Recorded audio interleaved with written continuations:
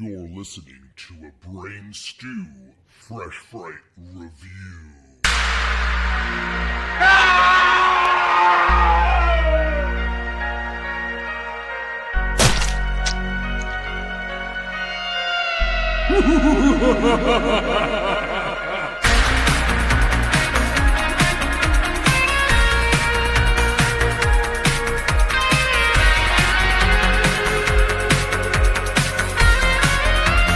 What's up, creeps, and welcome to another Epic Film Guys Fresh Fright Review. I'm Justin.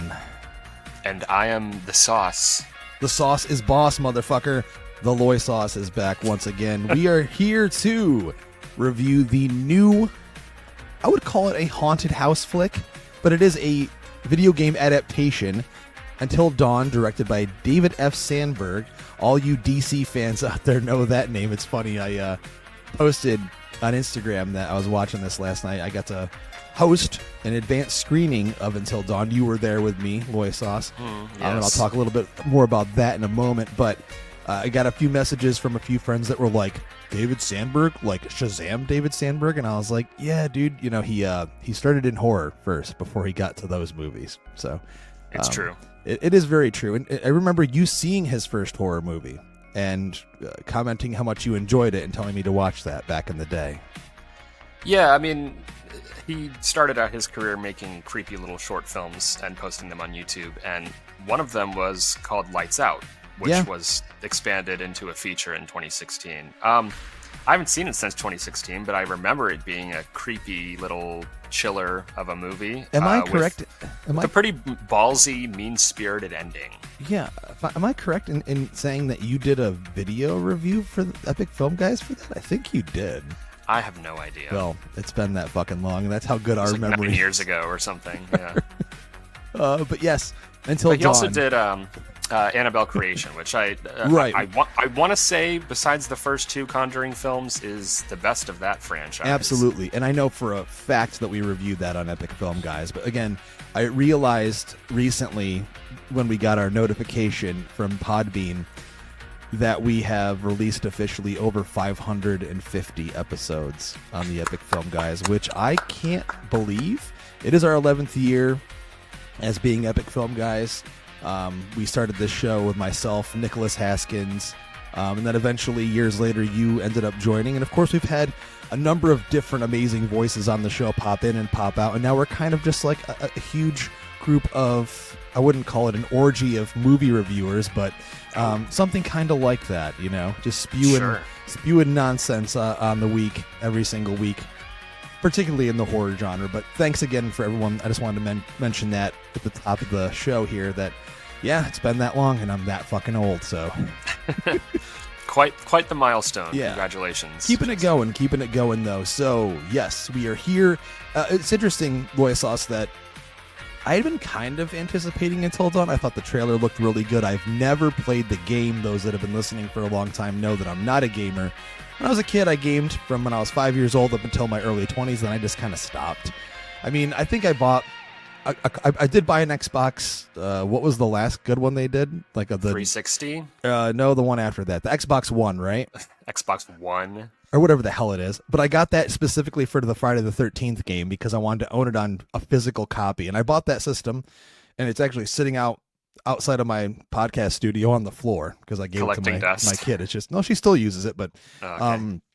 But I'm not a gamer. But you yourself had mentioned you were not necessarily a fan of the game, but you had played the game. What's your history with the game? I played the game, only one run through, but so I had received a game for Christmas called The Quarry, and The Quarry is basically their follow-up project to Until Dawn. It is Supermassive Games, the developer. Basically, their concept is to basically create an interactive horror film where your choices determine who lives and who dies. You have this cast of characters. You can basically play as each of them. I think it's like 8 characters or something, but they're teens. They're put in a situation that's very akin to something you would see in a Friday the 13th or a Texas Chainsaw Massacre situation. And basically, there's like quick time events. There's certain choices that you have to make throughout the game. If a character is being stalked, you have to hold the controller as still as you possibly can to avoid detection. So it's like it's kind of putting you in the experience of being in your own horror film. So I played Until Dawn as kind of a primer for the movie, even though I recognized from the trailer that it had very little resemblance to the game. So I understood that, okay, the film is its own beast, but let me at least play the game. I played The Quarry, so let me see what my experience is like playing the game. And I enjoyed my experience for the most part. I did feel the characters were shallow and unlikable. And I think that both The Quarry and Until Dawn take themselves too seriously for what they're trying to emulate and what they're trying to be. But it's an interesting concept for sure. And I think the games reward replayability because it's kind of a different experience each time. Because like I said, you make different choices each time and you have different outcomes. So that's really cool. And then, of course, the draw, one of the big draws is that they assemble like pretty notable names to portray these characters in you mentioned motion capture performances. So in Until Dawn, you have Hayden Panettiere, you have Peter Stormare, you have Rami Malek. Exactly. In The Quarry, they got together like David Arquette and Lynn Shay and Lance Henriksen and Ted Raimi. And so like a long Grace Zabriskie. So a lot of notable people in the industry portraying characters in both games.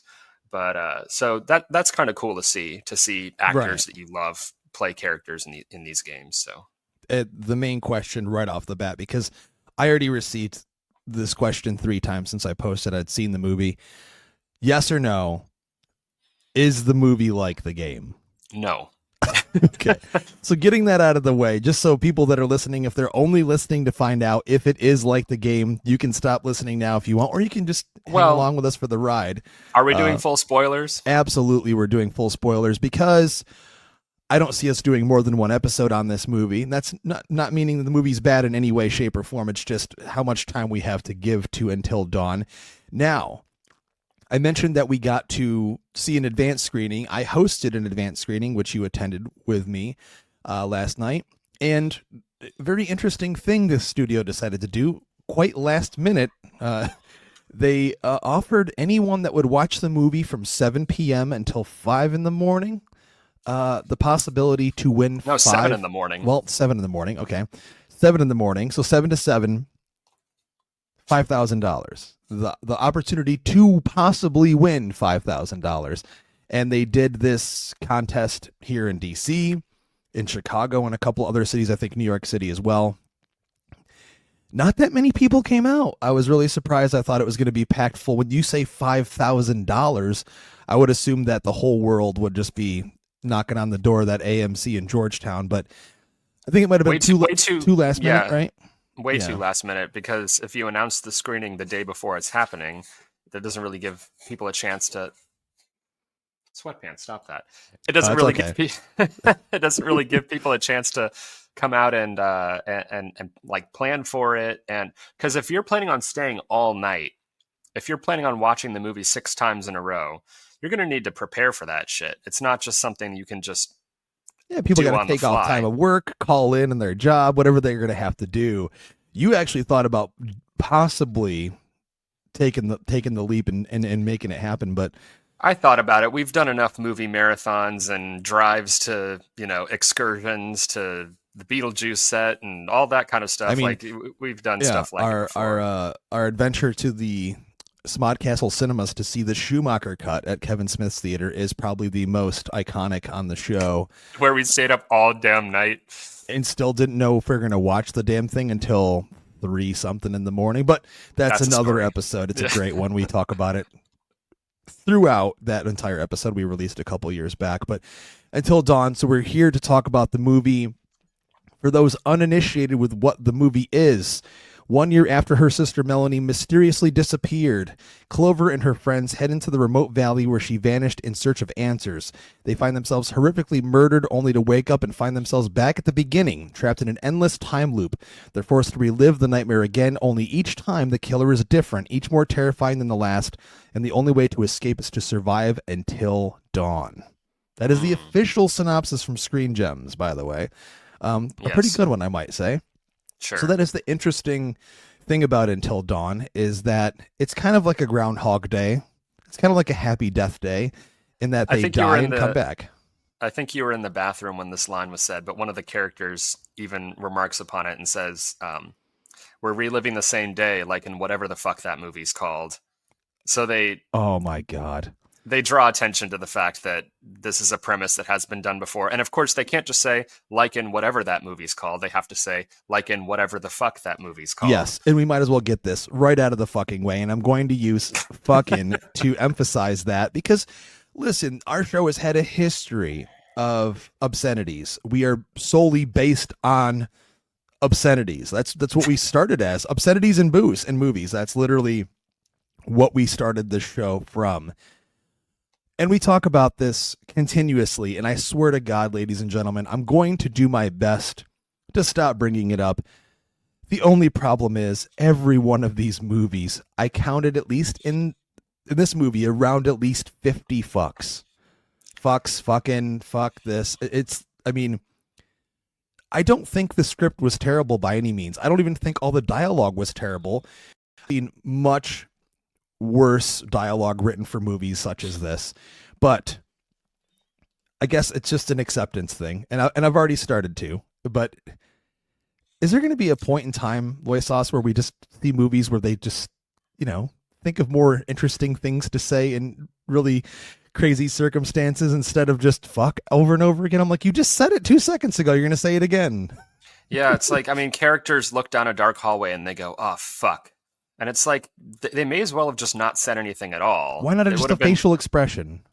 I don't know. Again, I hate sounding like a broken record and complaining about it over and over and over again. We are.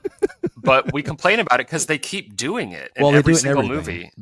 Almost every single horror movie this year.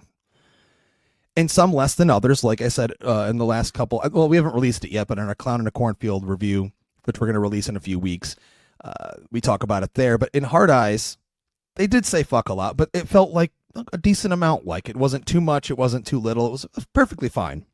I've always said precision strikes. I know. It just needs to be mentioned. I don't think anyone else but us, because we're clearly prudes of obscenity prudes, mention this stuff. Well, I know. I'm just saying that I feel like we notice it though, and I was counting them because I'm watching the movie. I might as well start counting. So roughly around 50. Okay. You weren't keeping a tally or anything, but it was excessive. Having an R rating does not constitute the need to use that word over and over again. Do they use the word a lot in the game? Yeah. Okay, well, maybe. Okay, there it is, ladies and gentlemen. It is like the video game, but the one thing, though, I will say after that is that I really just, initial thoughts, Brian, I just really had a fun time with this. I really enjoy those old haunted house dark rides. And I myself, and you attend these and help me with these every year, perform a yard haunt or a garage haunt at my house every Halloween, where we dress up in costumes and we scare children. And that's been a huge part of my life ever since I was a kid. Horror Nights at Universal or King's Dominion. Yeah, all these really awesome, top-notch, high-quality haunts that are across the country. That's just my jam, dude. I love that so much. And this movie absolutely captures that to a T. I think it's just... It harkens back to those old, I know you don't like the Funhouse, that movie, but you know what I mean? Like those kinds of movies where they're stuck in a space and there's spooky things that go boo around the corner and you don't know what's going to happen next. It's fun. You're in a little cart. It's taking you around. Things jump out. You scream. It gets dark. Lights shine on something and it jumps out at you and makes a really loud noise. And yeah, it's quintessential horror, man. You know what I mean? I think Sandberg really showcases these creatures and these villains and all the different wide array of things that you see, like in a really cool way, like the cool visuals, the way they're presented, do you have the same feelings on initial thoughts? Even though I already know them, you might as well just say them for our audience to hear. Yeah, I mean, it's kind of like a Whitman sampler of horror. It's like a little bit of this, a little bit of that. It's, you know, it's slasher, it's body horror, it's creature feature, it's possession movie. So in a way, it's kind of like a speed run through all the different subgenres of Right. horror. And it's it's kind of like baby's first horror movie, and I don't mean that in a necessarily derogatory way, You would but show this movie to a baby? yes, I would. You sure like to With traumatize question. children. Jesus.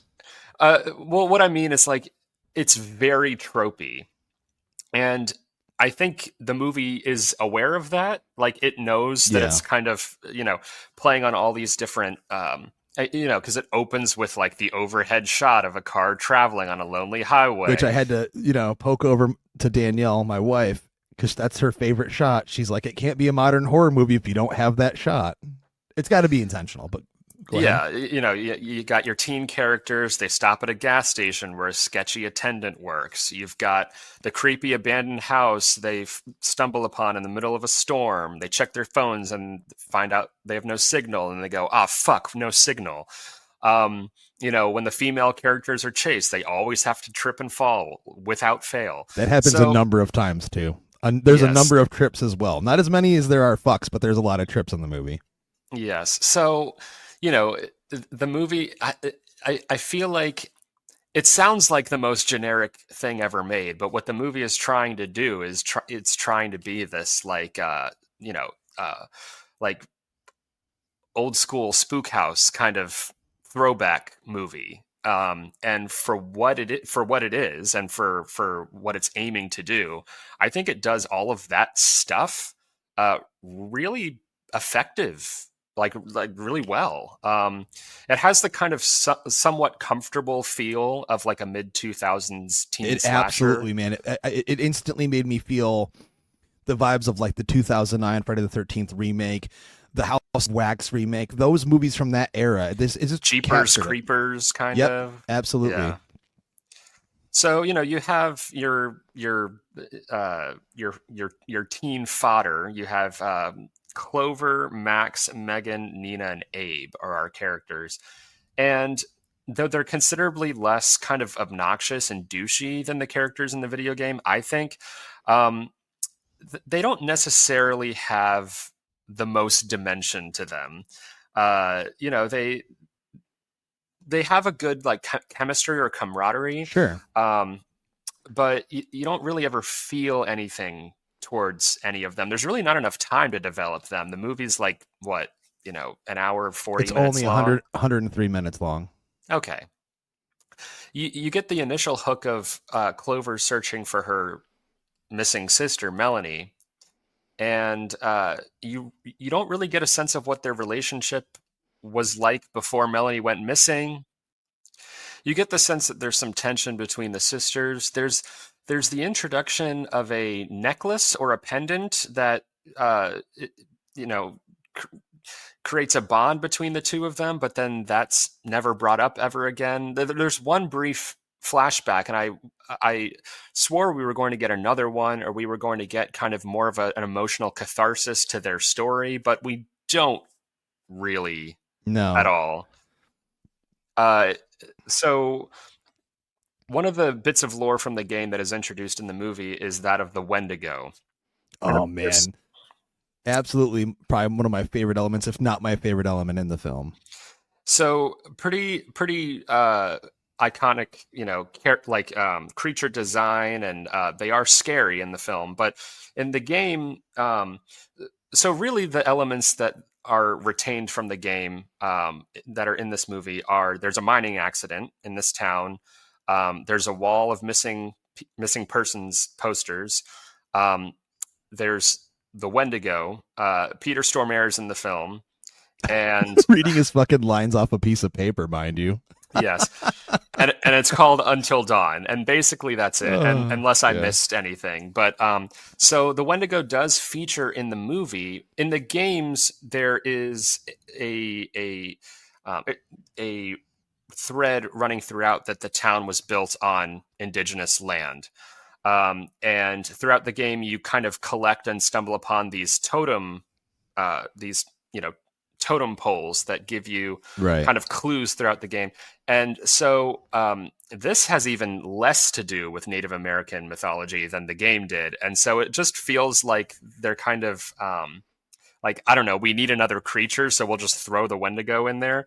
But then there's also, it's a little bit confusing because it seems as if the people who are trapped in this time loop become the Wendigo over time. Like their bodies begin to deteriorate and their hair begins to fall out and stuff. And they become the Wendigo somehow, except for Melanie. When we see her as a Wendigo, she just like, she has the like distorted face and the fangs and the creepy eyes and everything, but she just has like a wig over it. Melanie's design as the Wendigo was not the best for me because I'll listen. I'll disagree with you. I actually looked up an article from Bloody Disgusting that has a breakdown and shows images of each one of the creatures and or / killers in there, and I actually love the design. I think it's pretty scary. I suppose it just feels like they slapped the wig on her to differentiate her from the other creatures. And it also, I mean, again, I don't know what budget they were working with. I would have to say under 20 million. Wouldn't you agree? I suppose. I will say the practical effects and the production design are to be lauded, and we'll get into those. But there's a little part of me that does wish that there had been a little bit more variety in terms of once the Wendigos are revealed, there really aren't that many more creatures or scenarios that are introduced. Well, I mean, not to cut you off, but there is that thing. We don't even know what it's called or what it is. When they're trying to leave the premises. It's a kaiju. It's a huge fucking monster. It has no name. Apparently, it's not connected to the game in any way, as far as I know. You only see it for the one shot. It's lurking on the horizon, and it keeps the characters trapped in the house. They don't want to leave, and this thing's literally monstrous. It's like 20 feet tall. I thought that was cool, but we only see the thing in one shot in the movie. Right. Again, budget intact and everything. You know, if it's a smaller budget, this movie is, for all intents and purposes, practical. I mean, we have, the Psycho character, which is a basic slasher. I said this in the car last night on the way home. It's really hard to do a cool mask in this day and age. You said this is like basically what the mask looked like in the game, and I tried to look that up, and it looks very similar. And there is a scene where you see like a number of different masks on display. I'm kind of like over giving a shit about the mask situation with slasher characters, as long as they're not just wearing a black hood up, or just normal white dudes with fucking hoodies on. Or like, cool. Or a clown mask that you found at Party City. I mean, this looks clown enough, but he was an awesome slasher villain. Absolutely. I thought he was very powerful. Sandberg definitely studied Michael Myers and Jason Voorhees. I mean, dude, we absolutely have like a straight up homage, if not an actual shot ripped from Halloween when he's at the top of these steps. It's the shot from John Carpenter's Halloween. It's the same shot that's also in David Gordon Green's Halloween 2018. But all that stuff was amazing. And I think the opening of the movie, I have to get to that, might be the weakest aspect of the movie. I felt like the opening it was a lackluster way. When she's laying in bed, she's got lingerie on, man, and your dick just goes limp. That's what it felt like with this opening. It's like there's no build up to anything. The title hits the screen and you're like, oh, that's it? I guess nothing's going to happen here in bed tonight. But the movie immediately picks up after the titles roll. Yeah, I mean, really, once you get our main characters at the cabin, the welcome center, wherever it is they're meant to be. It's a welcome center. Shacking up. I liked that location a lot. It reminded me of the house from Friday the 13th, the final chapter.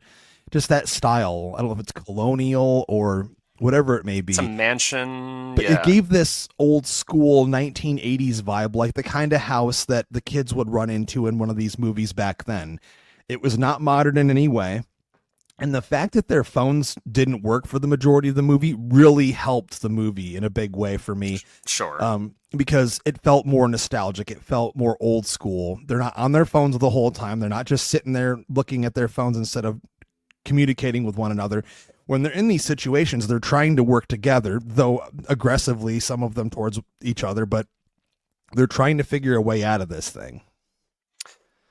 Yeah, and like I said, when they first get to the cabin and the first night begins, the first night of them being picked off one by one, their first opponent, their first stalker, is a masked killer, like we see in one of insert slasher movie here, and I knew I was able to kind of settle back and be like, okay, we're in good hands here, is when we start seeing the first couple kills.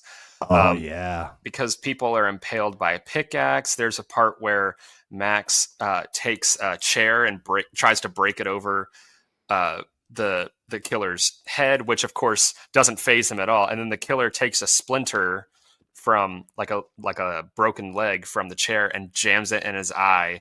And pulls it out. He pulls it out, and the eyeball is like ripped from his skull, and it's still on the piece of wood, which I fucking loved. I clapped out loud, man. I applauded that shit in the theater. So it's a wonderful kill. I was really impressed by the quality of the practical effects, and then also the seeming absence of any glaring CGI in the film. Yeah. I really did not notice many instances, if any at all, of like shitty, distracting, glossy looking CGI. And that's a commitment to the throwback aesthetic that the movie is trying to achieve that I think is, in this day and age, kind of a lost art. Absolutely. The only thing that's CGI that I noticed is that giant monster, but it's such a quick shot, and you only see it for a couple seconds, that it's not that big of a deal. And it didn't look bad by any means. I mean, I didn't... It's shrouded in shadow, so you don't... I wouldn't assume that they would build like a 20-foot monster just for that shot. I mean, it is 2025, so I have no quarrels with them using CG for something like that. And they may have used it... Go ahead. I was going to say, especially when the whole rest of the movie is practical, like you were saying. I mean, there may have been embellishments with maybe some CGI blood here and there, but nothing that was immediately noticeable. Nothing stood out or nothing ruined it. You know, there's sometimes we get these horror movies where Blumhouse does it a lot. You know, there'll be like a really shitty CGI shot of something that could have easily been done practically, and it's glaring and it just ruins the scene for you. I'm not just trying to call out Blumhouse, though I do all the time. There's been other studios that have done it throughout the years, but how easy would it have been to make all the Wendigos CGI creatures? But instead, it's people made up in suits with awesome fucking makeup, really cool makeup designs. They're scary. They move in an amazing way. It's almost like they had like 5 Doug Joneses there, you know, like all acrobat types where they were really moving a specific way. Very creepy. Contorting their bodies. Yeah. I mean, we've seen contorting creatures in like a million other movies. So like that, once, like you were saying before, very tropey, but still under the right lighting and in the right atmosphere. And the sets are awesome here. The sets are brilliant. The inside of the house is awesome. It has so much cool character to it. When you go underground, as you mentioned earlier, in the mines, those sets are wonderful. Gives a lot of awesome atmosphere. Very spooky. Like I mentioned, there's some really cool creature stuff, especially with that Wendigo. There's a moment where, you know, we're following one of our characters. I believe it is Clover, and she's running from the Wendigo, and she's like hiding up against the side of this wall. And you see far in the background the Wendigo. The light flashes on, then it flashes off, and then it flashes on again, and it's right up next to her. There's such an effective scene. It's very lights out, but yes, he's using his bag of tricks. And that's what I think. I mean, I feel like if this movie were directed by someone else, it would be instantly disposable. But because it's directed with such panache, and as a horror fan, seeing all of these, all these creative creatures and these amazing kills and great lighting and with great camera angles. A lot of the camera angles reminded me of, because when you're playing the game, at least the original for the PS4, I know they remade it with different, they rebuilt it in PS5. Right, yeah. In the original PS4, the camera angles are fixed, and you're controlling your character around like the camera's static. It doesn't follow you. So, you're kind of exploring this environment as the characters do in the game. and there's a sense of like what's around the next corner, what's going to be on the next screen, is something going to jump out. And the way that the movie is filmed, it reminded me a lot of doing that exploration in the game. So I think a lot of care was, even though it's not a great adaptation of the game, and I think David Sandberg's point is like the game story has already been told twice over, both for the original and the remake. So let's try something different here. And go ahead. I was going to say, he even said, there's a quote, he said, the game is pretty much a 10-hour movie, so I think it wouldn't have been interesting for me if we were just doing the game, because then it's going to be like a cut-down, non-interactive version of the game, which just wouldn't be the same thing. Precisely. So I do think this idea of restarting the same night or reliving it, and different things come after you, is basically kind of his way of doing like a demo reel of like, here's what I can do. Here's these different horror scenarios that I can play around in, and show the audience that I've got the juice, I've got the horror juice. So in that respect, I think the movie is as a horror lover, if you're a horror lover and you're listening to this, then you're going to have a great time. I do think that mechanic, though, of kind of the Groundhog Day scenario, it doesn't really relate to the game's. And I think that's why the fans, when they saw the trailer, they were even more confused, because they were like, well, first of all, it's not telling the story of the game. And second of all, it's not true to the mechanics of the game, because like I said earlier, your choices determine who survives. So, when you die in the game, it's not like you can go back and retry it. Like the story just continues. That character's dead. So this whole idea of like, well, maybe we can game the system. We can learn from our mistakes each night, and we can get out of this.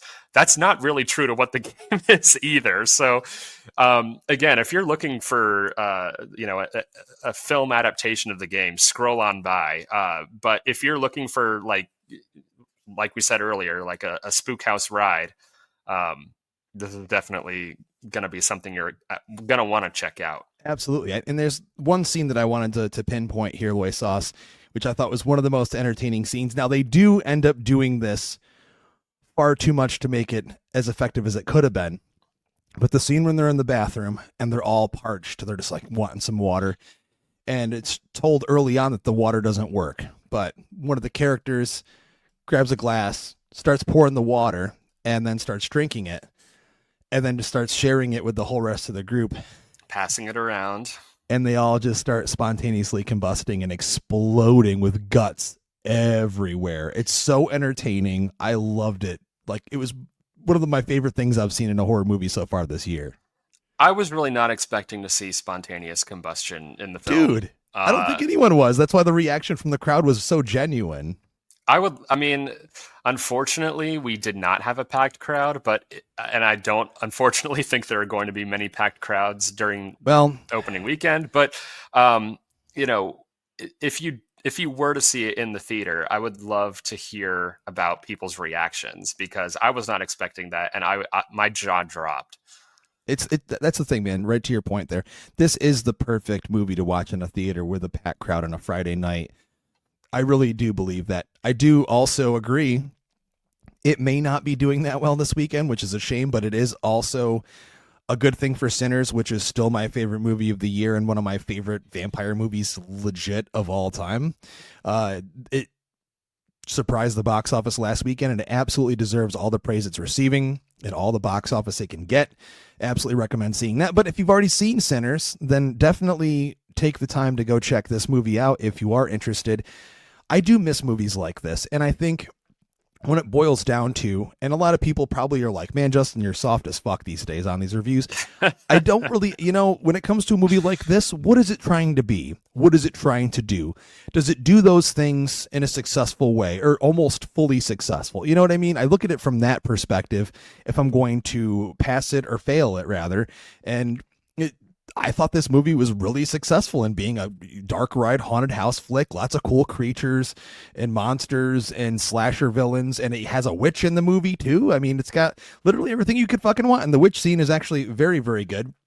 It has that awesome scene of the mass killer, I believe it's called, and they're in that dark red hallway with the lights dimmed, and it flies in the air towards them. That shit was terrifying, dude. That was some really scary imagery, and I thought it was just really fun. Again, feels just like a haunted house. So, I mean, I do believe that this movie chose the wrong time to be released, Soy Sauce. I think this would have been the perfect maybe mid-late September, early October release to correspond with Halloween. I think a lot of people would have went out to see it. Or hell, even January. Make it a January horror movie. Well, I'm just saying it even though it doesn't take place on Halloween or anything like that, it just captures that Halloween spirit so perfectly that I think a lot of people would go out to see it. Now, it is rated R, so April. Late April, right? Again, I don't think anyone, maybe even Warner Brothers, didn't expect Sinners to be the breakout hit that it was. I mean, It doesn't make any sense. No one saw that because it's Ryan fucking Coogler and Michael B. Jordan, but I digress. This movie, I think, is Until Dawn, that is a very fun, successful haunted house horror flick. Lots of good kills, awesome imagery, good jumps and jolts. I know it scared a few people in the audience. If my wife jumps, she's like the what's the word? The barometer, if you will, for those things. And if she jumps a few times, she has a steely resolve. Then then it's got the goods for those scares. So, Loy Sauce, time to break down final thoughts and trash it or treasure it.